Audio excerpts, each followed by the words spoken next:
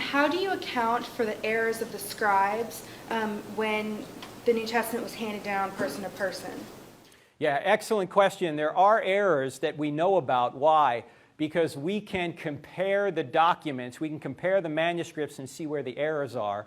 In fact, let me see if I can show you a representation of that, because it's better seen than it is described. Here it is. Let's say you have, here's the original, which we don't have. We don't, at least we don't think we have any original documents, okay? So they're all copies, okay? And let's say you find 4 different copies. And in the first copy, you see an error right here. And then another copy, there's another error right there. In the third copy, there's another error right there. And in the fourth copy, there's an error right there. Can you reconstruct the original? Yes. Yes. And that's what scholars do. The original, this happens to be Romans 3:26, God is just and the justifier of the one who has faith in Jesus. Now the note here is the New Testament documents have far fewer variations than this example. So yes, sometimes scribe made mistakes, but in virtually all cases we know what the mistake was and we can correct it by comparing it with other documents. Now you might say, why wouldn't God just, if this is true, why wouldn't he just maintain the original? I'm speculating here, but I think one reason, well, 2 reasons. Number one, if we had the original, we might venerate it. We tend to venerate things like that, right? But number 2, if I had the original, what could I do to it? I could alter it, right? But if you had a copy, you had a copy, you had a copy, you had a copy, you had a copy, you had a copy, and I had a copy, and I changed my copy, is everyone going to know who changed their copy? Yeah, because when you get all your copies together and compare it to mine, you go, Turek, you heretic, why'd you do that? Right? So by not preserving the original, you actually are able to preserve the original better. So what if the error is not that simple? Like, what if it's a difference in concept? So if we have these copies and say copy 1 gets 12 copies, copy 2 gets 24 copies, and then you've got copy 4 that gets 400 copies, but copy 4 is the incorrect copy, then how do we justify truth in that, as well as how do we justify the truth in Jesus' exact words when we didn't hear them ourselves? Okay, there is no significant doctrine, theological doctrine, that is affected by any variant. And who admits this? Bart Ehrman himself. Okay, so Bart Ehrman, the great skeptic, admits that the New Testament documents are reliable. In fact, let me show you a quote from him, because this quote is very right on the money. You know, he wrote the book Misquoting Jesus. I don't know if you've heard of this book, but in 2005 he wrote a book called Misquoting Jesus, a popular book in which he tries to insinuate that we can't trust what the New Testament documents have said. Yet the very same year, 2005, he wrote an academic work. He updated an academic work with his mentor, Dr. Bruce Metzger from Princeton University. In fact, Metzger was the top manuscript scholar of the last century.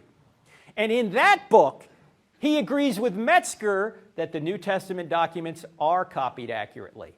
Now, why is he coming to 2 different conclusions the same year?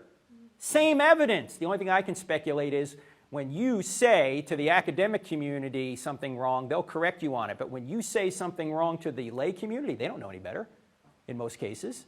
You can sell a lot of books when you say the New Testament documents aren't copied reliably. That gets you a review in the New York Times, that gets you on the Colbert Show, the Jon Stewart Show. You sell a lot of books. Right, what's that? A textbook to be studied. We're studying Ehrman now. You're studying Misquoting Jesus? No, his textbook, the New Testament.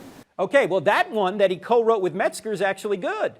But this one, now here's what he says. This is in the appendix of the paperback version, so this comes out a year or 2 later from the original Misquoting Jesus. He's interviewed, and in the interview, here's what he says. Check this out. This is a quote from the book, page 252. He says, Bruce Metzger is one of the great scholars of modern times, and I dedicated the book to him because he was both my inspiration for going into textual criticism and the person who trained me in the field. I have nothing but respect and admiration for him, and even though we may disagree on important religious questions, he is a firmly committed Christian and I am not. We are in complete agreement on a number of very important historical and textual questions. What are they in agreement on? If he and I were put into a room and asked to hammer out a consensus statement on what we think the original text of the New Testament probably looked like, there would be very few points of disagreement, maybe 1 or 2 dozen places out of many thousands. The position I argue for in misquoting Jesus does not actually stand at odds with Professor Metzger's position that the essential Christian beliefs are not affected by textual variants in the manuscript tradition of the New Testament. Well, why would you write misquoting Jesus then? Not you, but Bart Ehrman, right? The book maybe should be called Misquoting Ehrman, because he doesn't even agree with himself. So it seems that even Ehrman, when push comes to shove, admits that we do have an accurate copy of the New Testament documents. Now, your second question is, how do we know verbatim what Jesus said? We might not know verbatim what he said, because there are no quote marks in Greek, so we're not always sure exactly if it's a quote or if it is a paraphrase. Because Jesus probably spoke in Aramaic, yet the documents are written in Greek. But that's okay. You can communicate truth in different languages, and you don't have to be exact with what he said. You can get the gist of it. In fact, Jesus said, he was an itinerant preacher. He probably gave the same talks in several different places, right? I mean, if you followed me around, I go around to different campuses. I give the same presentations over and over again, but I might say things slightly differently in one place than another place. So maybe one guy heard it one way, another guy heard it another way. We have the gist of what Jesus said, and that's really all God wanted to tell us. Also, you might imagine that at those times, people had highly developed memories. They could memorize complete books. We can't even remember our phone number because we have all these devices that remember it all for us. So these people were an oral culture, and they memorized things quite well. Thank you very much. Thank you, Grace.